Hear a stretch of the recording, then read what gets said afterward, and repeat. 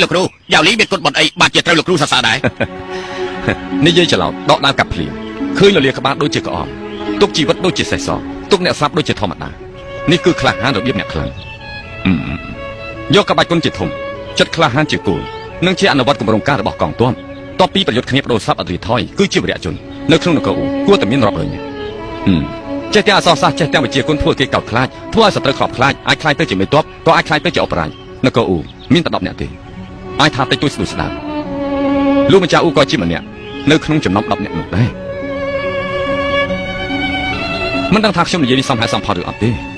សមហេតុសមផលលោកសុនពិតជានិយាយត្រូវ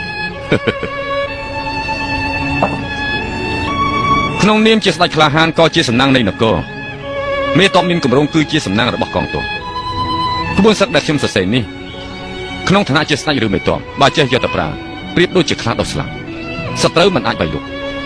បើសិនជាប្រើប្រាស់ស័ក្តិសមទោះជាតិឬប្រជារាស្ត្រសុទ្ធតែទទួលបានផលធំធេងព្រះអង្គទូបង្គំចង់ណែនាំមនុស្សម្នាក់ថ្វាយព្រះអង្គក្រាបទូល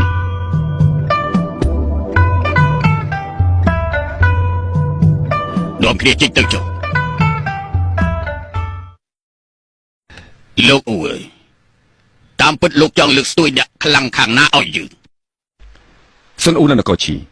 គឺជាក្មួយរបស់ស៊ឺម៉ាយ៉ាងជីងនៅនគរឈីដោយសារតែគេតាមសម្រាប់ក៏ភៀសខ្លួនមកដល់គូស៊ូ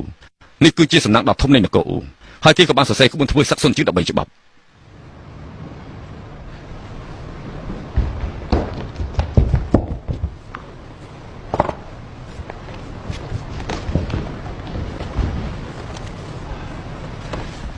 សូមព្រះអង្គស្ដេចយាងទតឮថាក្បួនធ្វើសឹកទាំង13របស់សុនជឿក្បួនណាក៏ល្អបង្ហាញពីអត្ថន័យច្បាស់ឈ្នះគ្រប់សមរភូមិ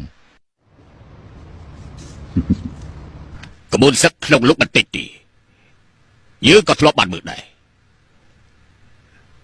លោកអូលោកធ្លាប់យកបល់ដល់យើងទទួលយកអ្នកចេះប្រមូលធនធានមនុស្សឲ្យតែអ្នកមានសុឆន្ទៈក្នុងលោករួមមានជាងប៉ិនប្រសពឲ្យតែបកជ្រកកោនគូស៊ូយើងក៏យើងត្រូវផ្ដាល់បុណ្យស័ក្តិសពស្របទុកប្រកាសត្រូវទីក្រាបទូលព្រះអង្គយើងអាចចងចាំអញ្ចឹងសុនអ៊ូនេះយើងប្រទានគេកាន់តបពាន់ចោះព្រះអង្គណែកងទ័ពងាយរកបានមានទ័ពពិបាករកទូមង្គមយល់ថាគួរតែលើកសុនអ៊ូជាមេទ័ពខ្លាំងក្រាបទូលមេទ័ពខ្លាំងក្រាបទូលសម្អាងក្បួនសឹកបាច់បាក់នេះយើងត្រូវប្រទានគេជាមេទ័ពខ្លាំងព្រះអង្គសុនអ៊ូពិតជាអាចជួយដល់ព្រះអង្គក្នុងការគ្រប់គ្រងទឹកដីបានល្អក្រាបទូល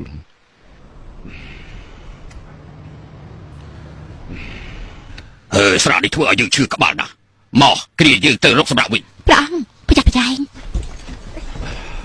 ទៅយើងមិនត្រូវការអូនបំរើយើងត្រូវការអ្នកមានរឿងមិនបំរើ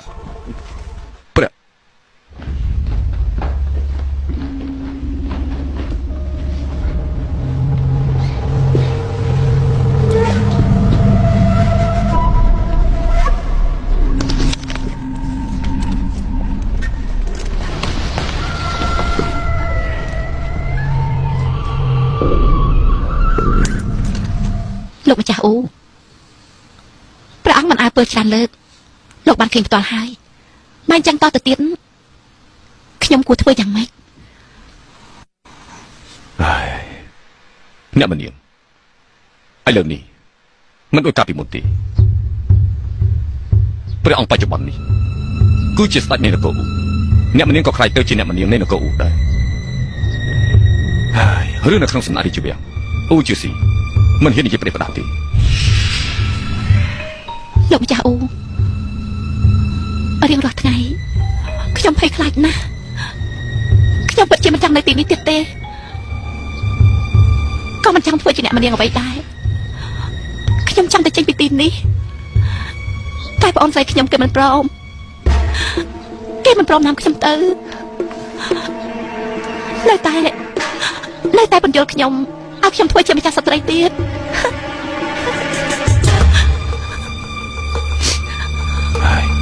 អ្នកមនាងយើងគឺជាប្រជារាស្ត្រនគរឈូឥឡូវធ្លាក់ខ្លួនមកដល់គូស៊ូពួកយើងអាចទុកថាគឺជាមិត្តយល់ចិត្តខ្ញុំសូមផ្ដល់យោបល់ថាត្រឹមខ្លះទៅ អាចទ្រាំនឹងការប្រមាថបានទើបអាចធ្វើជាម្ចាស់ស្ត្រីបាន ឬមួយលោកម្ចាស់អូក៏ចង់បញ្យល់ខ្ញុំធ្វើជាម្ចាស់ស្ត្រីដែរប៉ុន្តែពេលនេះព្រះអង្គធ្វើអញ្ចឹងចំពោះខ្ញុំធ្វើម្ចាស់ស្ត្រីនៅមានសង្ឃឹមអីទៀត នៅក្នុងដំណើររាជវាំងអូជឿស៊ីមិនហ៊ានប្រាល្បិចប្រទេសដាស់ទេអ្នកមិននឹងត្រូវមនុស្សម្នាក់ទេតាមការចិត្តដឹងរបស់គាត់ប្រកាសជាអាចផ្ដល់យោបល់ល្អ អ្នកណាអាចជួយខ្ញុំបាន